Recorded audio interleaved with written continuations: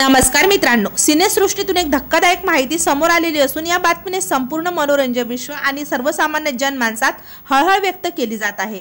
चला तर पाहूयात काय आहे संपूर्ण बातमी। ही घटना मुंबई येथील वांद्रे परिसरातील असून या घटनेने मुंबई येथील 25 वर्ष प्रसिद्ध अभिनेत्रीला आपला जीव गमवावा लागलेला आहे।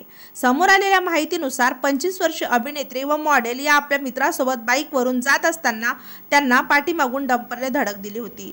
त्याच वेळी झालेल्या दुर्घटनेत अभिनेत्रीने या जगाचा निरोप घेतला।